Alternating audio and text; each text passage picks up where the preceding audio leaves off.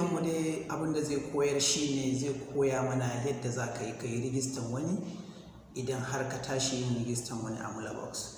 Na farko dai idan ka duba kanun labaran namu zai zama ta yaya ake kwafan link ɗinka, referral link ɗin naka ta yaya za ka kwafe shi a platform ɗinka na Mulabox. Na biyu kuma ta yaya za ka yi ka yaɗa shi ga wanda zai yi rijista. Na uku kuma idan har mutum ya ga link ɗinka ya yi rijista ta yaya za ka yi ka sa shi a hanyar da ya dace da zai fara shi ma samun wannan kuɗin. Don haka ku bibiye mu a cikin wannan bidiyo domin samun wannan cikakken bayani ta yadda za ka yi wannan da na ce za mu koyi yadda za ka yi rijistan wani ta hanyar kwafan link ɗinka ka tura mishi. To farko mu shiga cikin bidiyon. Farko idan kai login a cikin accountinka na Mulabox, kai tsaye ga abin da zai nuna maka. A lokacin da ka buɗe wannan wuri, kaga shine abin da za ka yi, sai ka zo nan wurin, sai ka zo bayan ya buɗe sai ka zo ka danna kan marketing. Idan ka danna kan marketing kai tsaye sai ka zo ka ce to gashi nan referral link. Kaga ga referral link ɗinka sai ka danna long press. Kaga ya nuna alaman copy. Da zaran ka ya nuna alaman copy din nan sai ka danna, sai ka zo nan sai ka fita. A lokacin da ka fita shine sai ka je ka shiga WhatsApp ɗinka, ka zo ga wannan WhatsApp ɗin ka gani.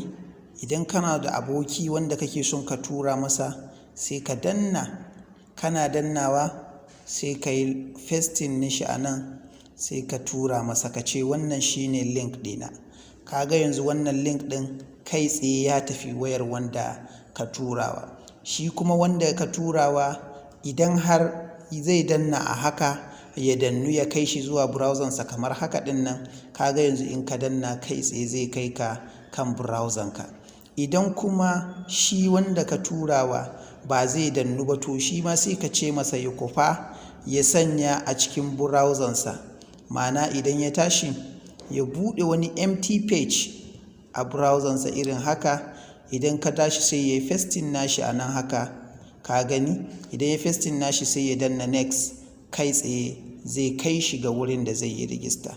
To sau da yawa abin da yake faruwa idan muka duba, mu ɗauka yanzu zan kofi wannan abun a wani browser na daban domin yanzu ne na yi login a wannan wurin. To mu ɗauka bari mu yi amfani da wata browser saboda nuna muku ci gaban processing yadda ake yin rijista.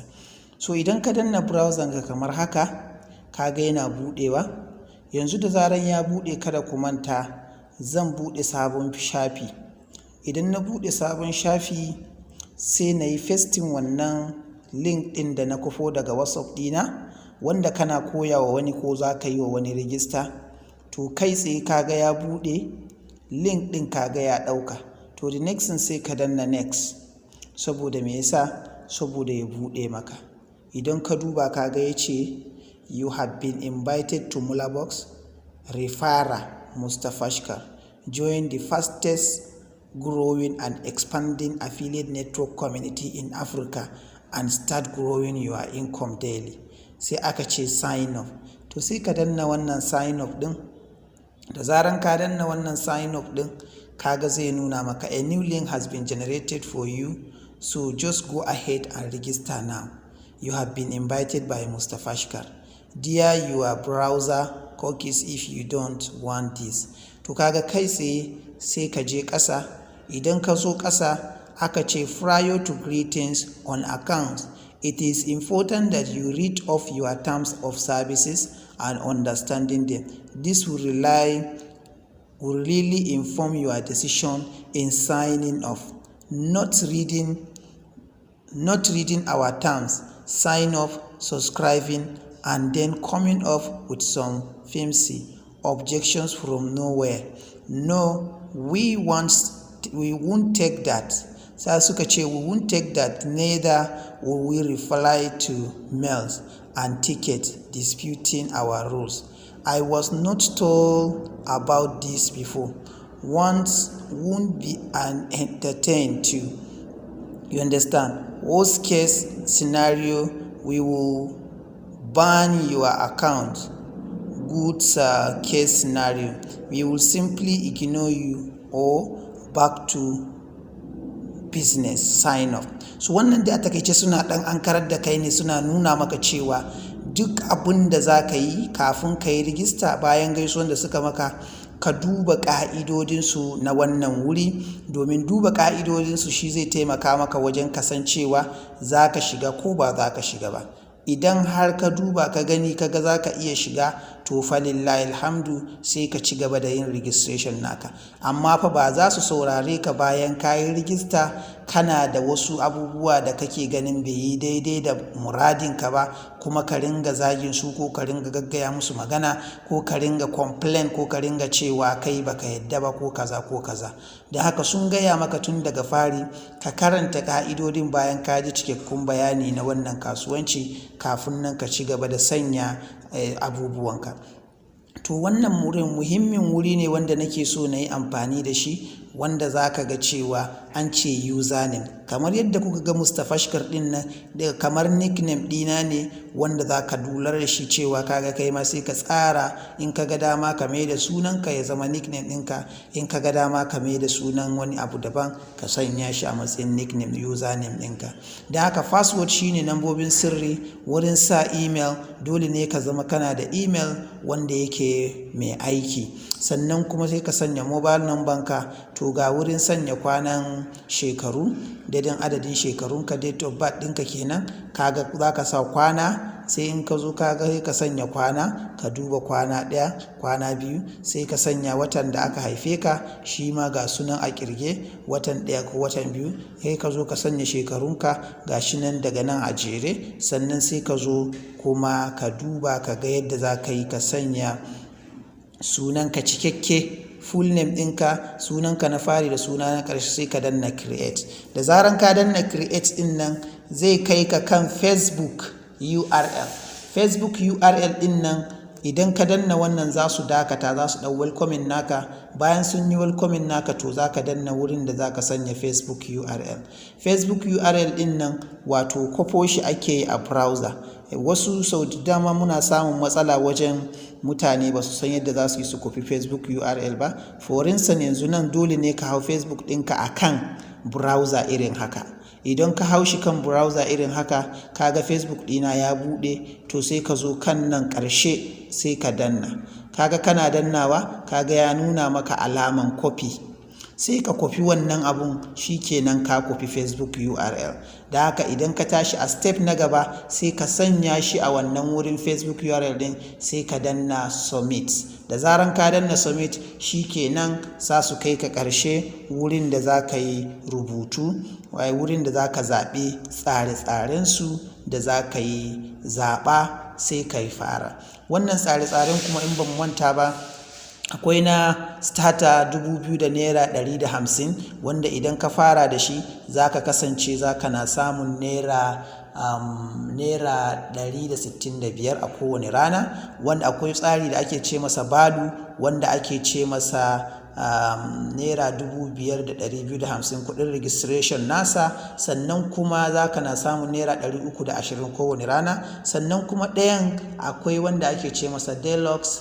Shi deluxe shi naira 8,500 wanda za ka na samun 560 kowane rana. Sannan akwai supreme. Shi supreme naira registration ɗinsa 17,500, wanda kai tsaye za ka ga cewa idan kai wannan registration ɗin za ka na samun naira 1,000 da naira 120, wanda daga ƙarshen wata za ka kusan samun riban naira 16,000, wanda na ƙarshen shi ne 26,250, wanda shi ne ake ce masa omega, za ka na samun naira 1,600, wanda daga ƙarshen wata za ka samu minimum wage ɗin wani ma'aikaci a Najeriya naira 21,000, domin kusan da 18,000 ne minimum wage, yau dai ne ya zama 30,000. Idan har ka zama dai kana wannan business ɗin ka samu 21,000 a ƙarshen wata, ina ga bambancinka da wani ma'aikaci ƙarami ba shi da yawa. So wannan shine abin da muke yi a kullum, shine za ka tura wa mutum kaga ko kuma za ka yi wa mutum.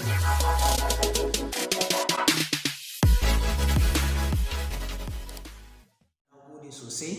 Allah Allah isaka da alkhairi. Idan har ka kalli wannan bidiyo da kyau, kada ka tsallaka shi idan kana kallon sa for the first time baka yi rijista ba, domin link dina yana kasan wannan bidiyo na yadda za ka yi kai ma ka danna ka bi wannan hanyar da na yi a wannan bidiyo ka yi rijista. In kuma wani ne ya gayyato ka ya baka wannan bidiyo domin ka kalla ka ga yadda za ka yi rijista, to ka tambaye shi link ɗinsa ba link ɗina za ka danna ba, domin kai ma ka ga cewa ka yi amfani da wannan bidiyo ka bi wannan tsare-tsaren mataki yadda ake a yi rijista, kai ma sai ka ga cewa ka yi rijista. Tabbas wannan abun muna samun kuɗi ta wannan abun iya kwana 30. Sannan kuma hanya na biyu da muke samun kuɗi, wannan invitation ɗin da kake yi kake gayyato mutane suke zuwa suke shiga wannan kasuwanci, to tabbas shi ma gaskiya ne, wanda duk wanda ka invite nashi akwai adadin kuɗi da kamfani za ta ware ta tura maka a accountinka, wanda koyaushe ka buƙaci kuɗinka zai zo accountinka. To yanzu kai tsaye kamar yadda kuka ga wannan bidiyo har kowa ya kalli yadda na yi wannan abu, to zan nuna muku abu na gaba wanda zan yi ma kai tsaye. Yanzu ina da 'yan kuɗi da nake son su taho account ina, duk da dai yau ranar Lahadi ce, amma in na cire tabbas gobe kuɗin zai iso account ina da sassafe. Kamar yanzu zan fara wannan demonstration din saboda kowa ya gani. Zan fara wannan demonstration din saboda kowa ya gani, don haka mu shiga cikin tsarin. Idan ka duba ina da $6.9. Wannan $6 sun kai 2,000 kenan. Kaga yanzu na yi click kan withdraw. Da na yi clicking kan withdraw, abinda zai kawo ni kaga yana nuna min adadin kuɗin da zan yi withdrawing. Kai tsaye sai na ce withdraw. Shi wannan kuɗi da ka gani na wanda ake referring ɗin mutane, shi koyaushe withdrawing ɗinsa ake, ba lallai sai ƙarshen wata ba. Kaga misali suka ce wai na ɗan ce wani abu, misali yanzu zan iya ko mene ma ka ce, misali ba matsala ba ne. Misali kaga na ce good business for me. Kaga misali zan ƙara cewa I really, bari in ce I'm really enjoying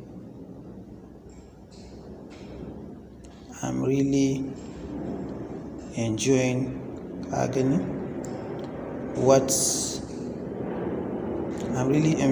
I am doing.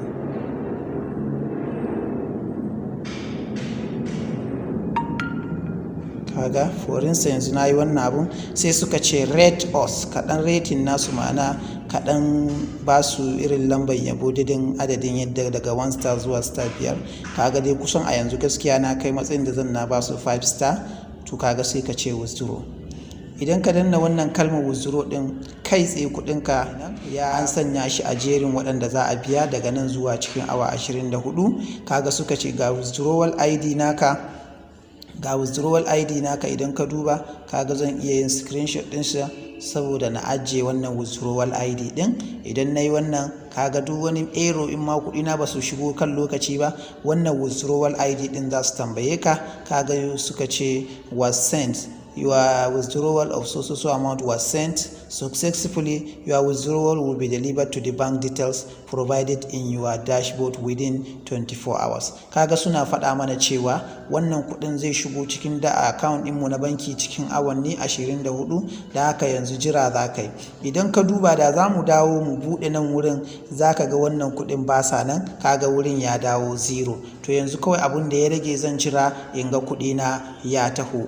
Idan har kuɗina ya taho account na, sau da yawa na yi videos inda na nuna muku yadda kuɗaɗe na suke shigowa account. Za ka ga videos na da dama akan wannan YouTube channel ɗin, yadda wasu videos na suka yi bayani ta yadda aka yi bayanin yadda abubuwa da suka shafi. Za ka ga videos na da dama wanda suka yi bayanin yadda kuɗaɗe na suka shigo da yadda na nuna mutane yadda kuɗaɗe na suka shigo. Don haka kai ma ka fara, ka shiga yanzu wannan harka domin ka fara samun kuɗi. Ka bibi wannan bidiyo yadda ya kamata. Za ka iya rijistan kanka, za ka iya farawa kai tsaye ka ga cewa kai ma ka fara samun kuɗi. Na gode sosai. Allah ya kai mu, Allah ya kawo lokacin da kai ma za ka fara ka fahimci abin da muke faɗa maka a wannan makafata mai albarka, Mustapha Shikar TV. Mustapha Shikar TV ta kuce.